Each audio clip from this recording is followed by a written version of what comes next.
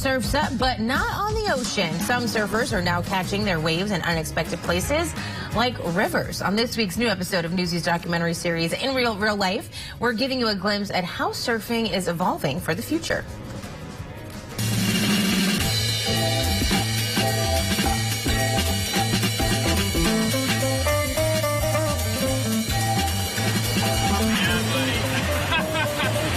You get 2 months of ocean waves in one river surf session, pretty much. Yeah, the wave might not be head high or getting barreled, but like, it's still surfing. Shannon Thomas is one of the first people to surf here in Dayton, and actually gave me my first river surfing lesson. I might have been the first one here. I don't know. I don't want to claim that, but there was not much of a community here. It was mostly kayakers. Kind of started building a little, like, instead of 3 surfers, there was like 10 surfers, you know? They just built this huge buzz. Shannon owns the city's one and only surf shop, Surf Dayton. Well, originally we were all operating out of the trailer, and we just ran out of room. And so we bought this shipping container. The idea to do full retail just kind of opened up. He's been able to grow his business because of the water feature installed by the city in 2017. Part of a 20-year, $4 million project to convert 2 low-head dams into recreational water features. There are a few different types of river waves that you can surf, all of which are considered standing waves. You have natural river waves, man-made water features, and then you have adjustable waves, which is essentially a hydraulic ramp, which allows for an ability to control how steep the wave is in order to ride it at different water levels. Cool stuff. Well, joining us now to give us more insight into how river surfing works is Ben Nielsen, engineer in McLaughlin Whitewater Design Group. Thank you so much for joining us. So, Ben, when we think of surfing, Ohio is probably the last place that I'm going to think of. But we just heard in that clip about the growing community there. So why is river surfing becoming so popular? What's the appeal here? Hey, good morning, Alex. Thanks a lot for having me. Yeah, I mean, there's a lot of reasons why river surfing has just become super popular. I mean, I think number one, it's super fun, and it gets people outside. And I think that those two things combined really have grown river surfing. And like the segment had said, is that, you know, in the last 10 years or so, there's more and more of these river parks across the country that have been built.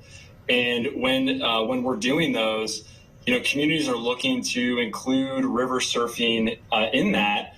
And just like Shannon, the shop owner who I've surfed with before, by the way, is that, you know, when these things are built, you know, these inland vibrant surf communities form. You know, you have surf shops, other businesses, and you have this entire, you know, basically beach vibe in Middle America, which is, I think, really appealing. So what exactly goes into designing a river wave? I assume that it's not exactly identical to what you'd find out in the ocean, but what do you look for when considering different locations? What's the, I guess, the standard for a good river surf?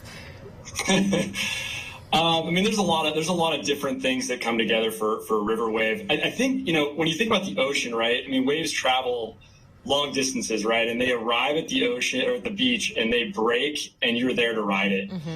In a river, it's much different. The water is continuously flowing and creates these standing waves. And, you know, typically these projects are done at existing dams, because a river wave is kind of like a controlled waterfall where water accelerates, it drops down, and then the bottom of the river is shaped in a way that creates those waves. And I think one of the reasons that dams have been such a big part of building these riverways is that they're oftentimes extremely hazardous. So it's not just about surfing; it's also, you know, addressing, you know, public safety in rivers in towns all over America. Have you ever surfed at the Bend Whitewater Park? Because that's the only one that I've ever seen in real life in Oregon. Have you been there?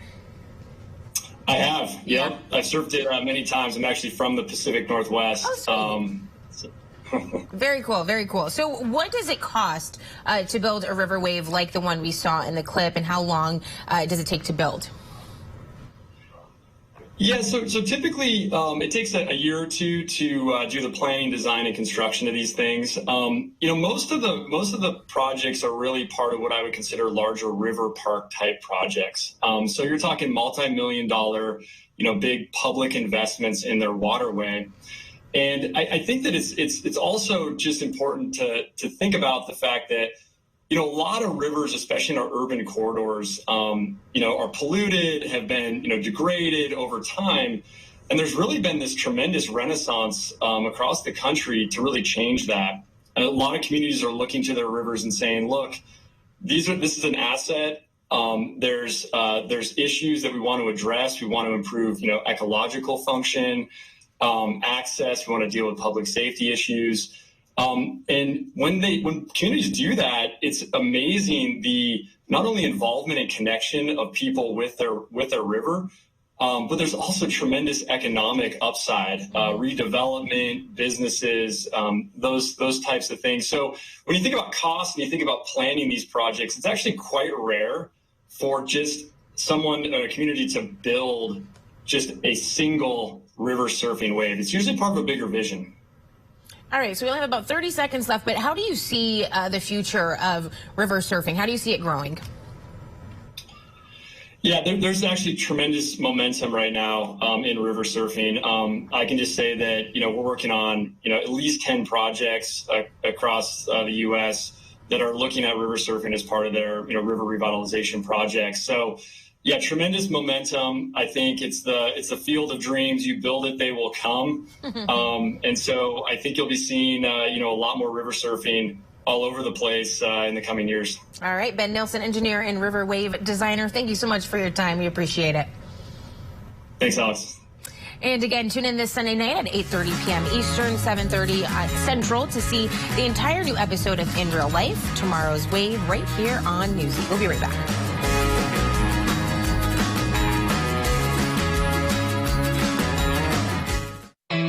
You're watching Newsy. For more, go to newsy.com.